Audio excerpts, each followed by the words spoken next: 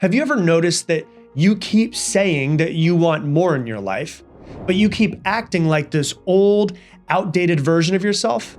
If so, more than anything else, it's not laziness, it's not distractibility, it's an identity protection. Your brain would rather keep these small and predictable than risk you becoming anything else, even if that anything else was powerful and uncertain. Because it's uncertain, your brain doesn't like that. And when I was younger, I remember wanting to feel more confident, and it never came, so I did something different. I forced my brain to update who I thought I was. And once my identity shifted, everything else in my life followed. And so today I'm going to teach you exactly how to do that for yourself. And if you stick with me through this episode, it could be the most life-changing episode that you've ever heard. Okay, so let's dive in. I want to be fully honest with you. When I was younger, I didn't believe in myself. I thought the way things were just the way that they were always going to be. I saw other people's lives and I thought, oh, that must be nice to have that amazing life. I didn't wake up confident. I didn't wake up certain. I was shy. I was not the type of person that would just go out and create something. I didn't wake up thinking like, oh my God, I'm the guy who can build an amazing life. I thought the exact opposite. I was more of a victim more than I was anything else. And so I had to trick myself into believing that I could create the life I wanted.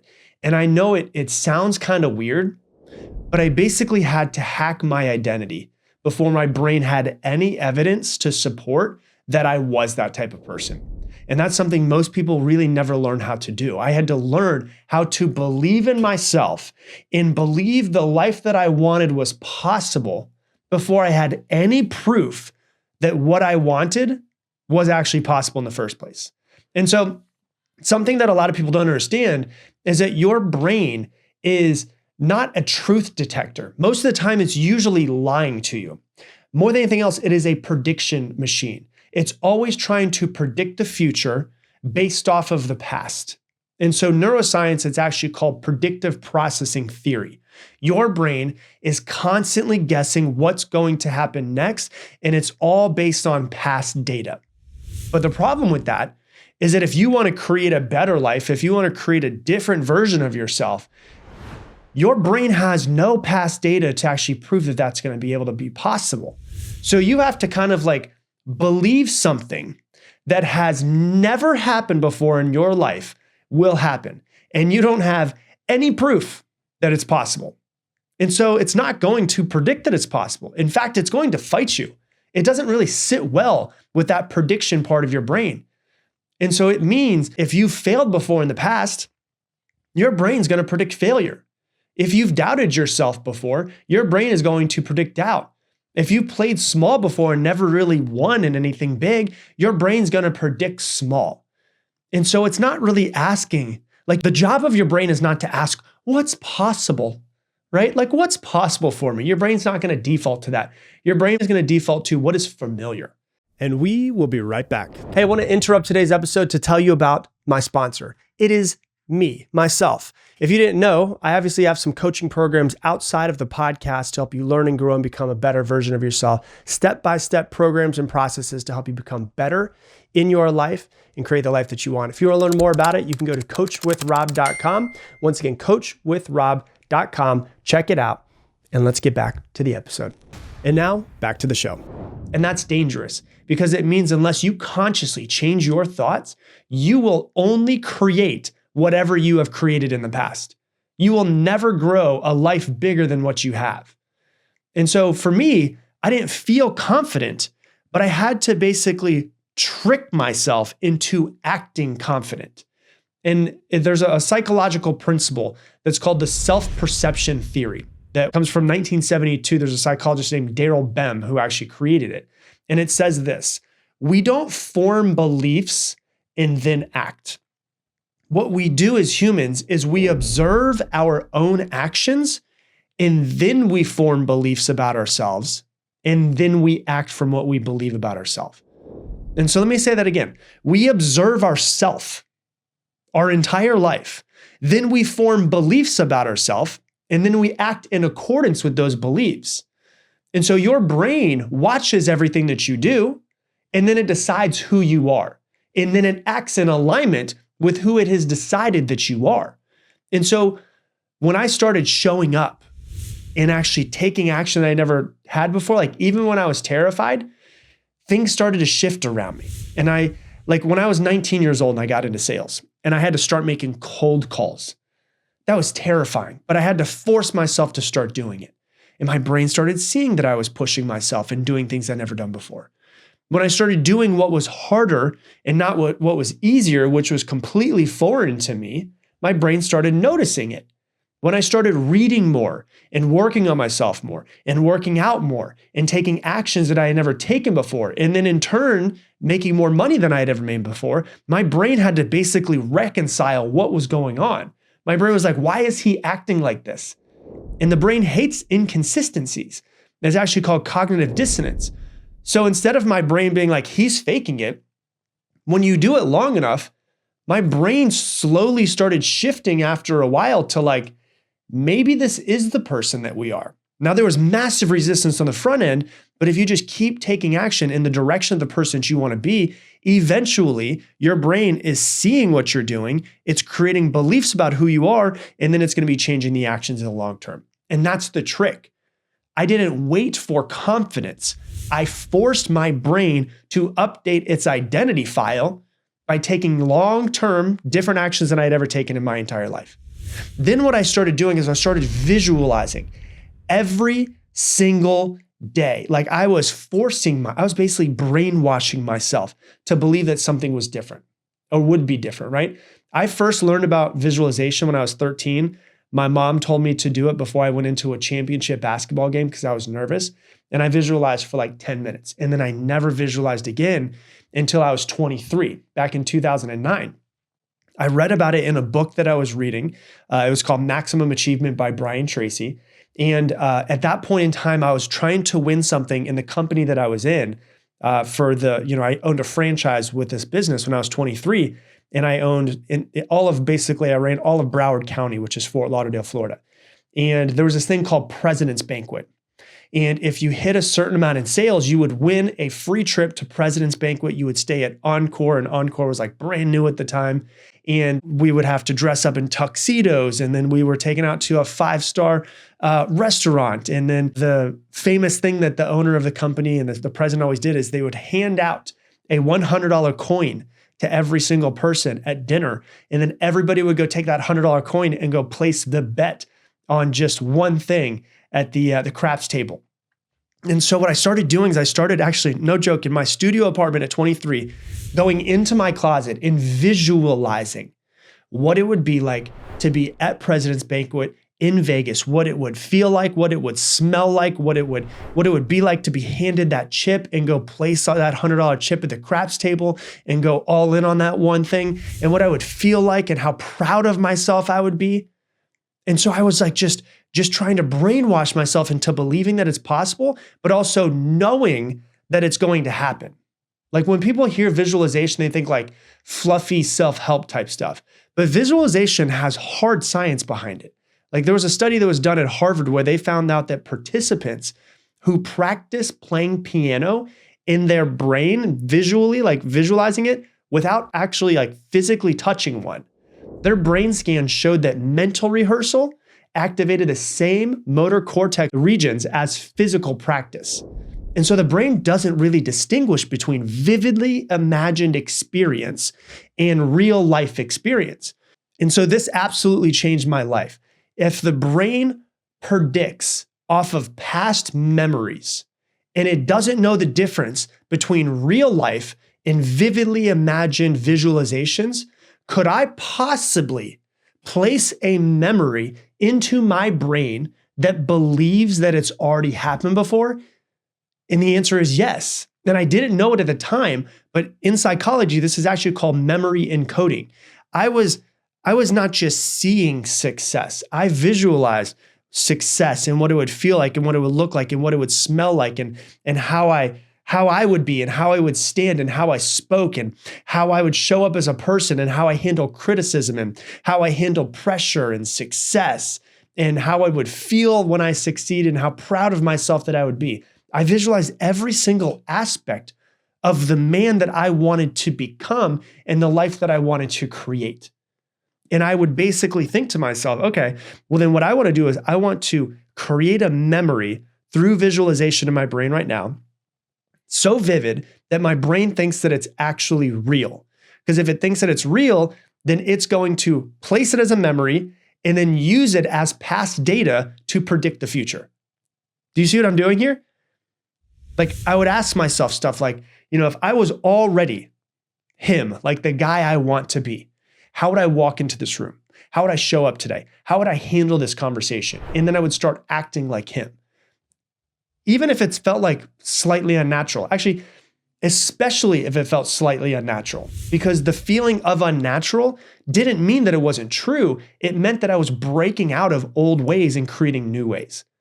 And so I started visualizing, I started looking at my fears differently. When most people think of fear, they think of fear as, hey, fear means that you need to stop.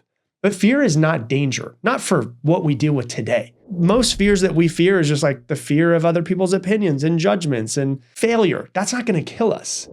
And so most of these fears are not something we should really even worry about. Like even novelty triggers fear because your amygdala fires, not when you're just unsafe, but when something is uncertain.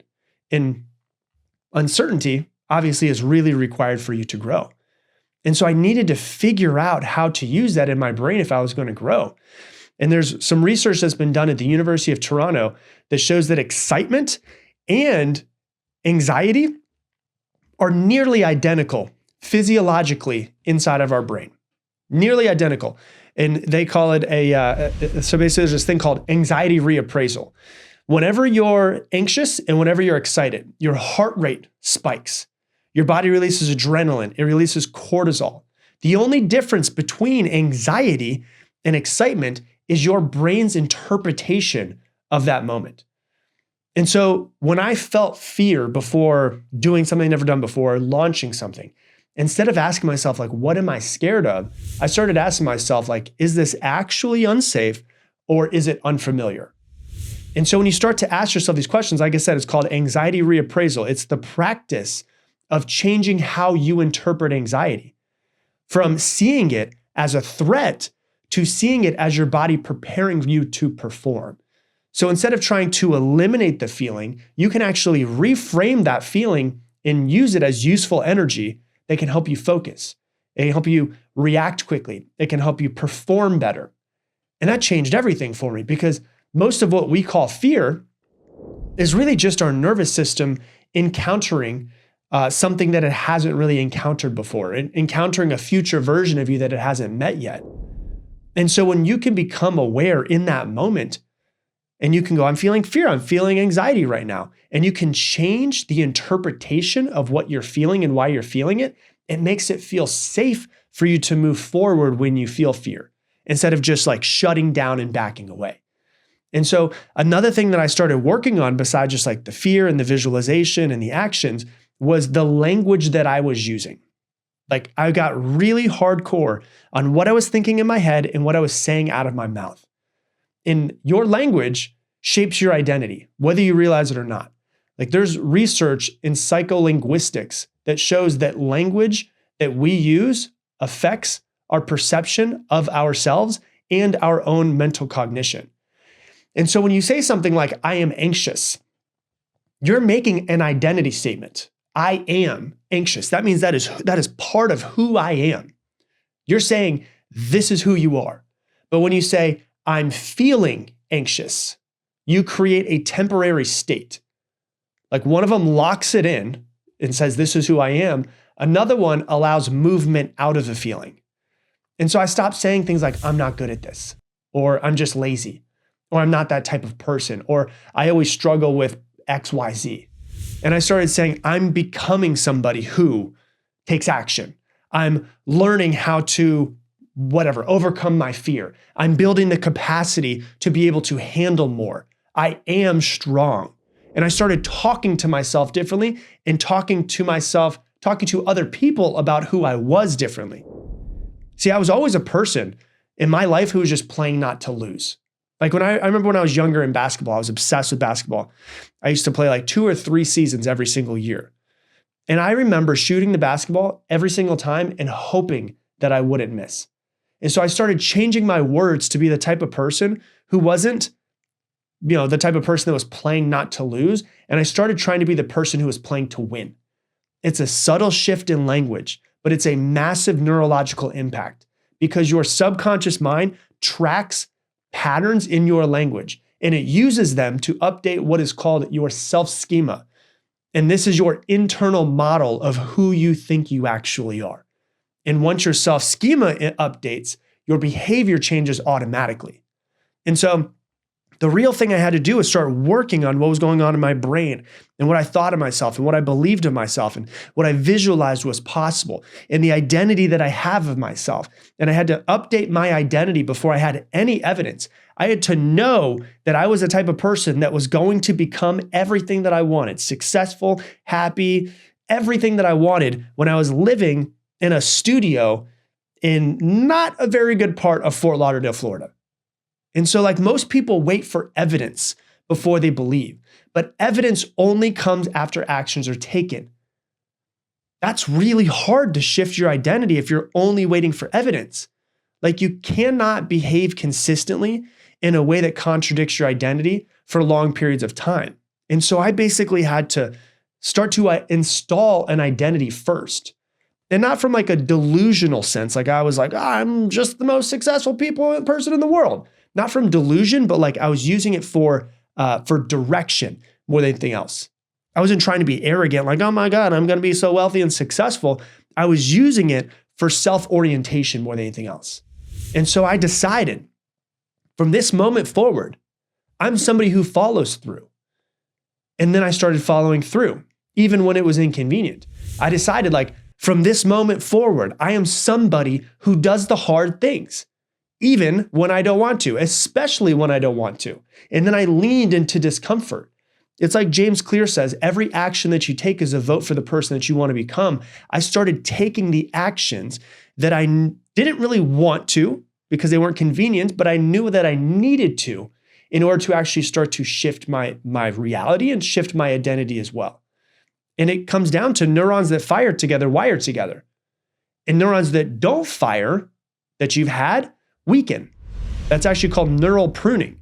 And so every time you take an action that is against your old identity and you do something different, you weaken your old neural pathways that really think who you are. And you start to build new ones to prove who you're becoming. And so that's really important for you to understand, hey, yeah, I'm updating who I am. I'm changing. And my brain and my identity and my body are going to have to update with me. And so really it starts to shift your belief. And belief is not a feeling. Belief more than anything else is a memory. It's accumulated emotional memory of your actions that you've taken in your life. So when you do the hard things, when you start believing that you can do the hard things, and you start believing that you can grow, and you start believing that you can become better, and you take those actions, your identity and your life starts to update. But you need reps. Like you need reps under discomfort. You need reps under doubt. You need reps under fear. Not waiting until you feel like you're ready, because ready is not a feeling. Ready is a decision. Ready is a byproduct of your repetition. And so what it comes down to and how I really tricked myself is I acted before I felt. I interpreted my fear as growth. I visualized vividly who I wanted to be and what I was creating. I changed my language about myself. I collected little pieces of proof to prove to myself that I was becoming that person. I exposed myself to these things that stretched me consistently and made me grow. And I let my brain and my identity start to update by noticing my behavior. And that's the trick. You're not trying to convince yourself. You're trying to condition yourself. Your brain is plastic. Your identity is fluid. Your fear is interpretable. You can change what your fear actually is. And your language is programmable. And so the question is, are you going to let your past predict your future, or you're going to deliberately design the person that you're becoming? That is completely up to you. Hey, thanks so much for watching this video. Based off of what you've been watching on YouTube recently, YouTube thinks out of all of the videos I've ever created, this one is the one that's going to impact you the most. So click this one. And if you want to make sure to never miss another episode and another video, click this button right here, and I'll see you on the next one.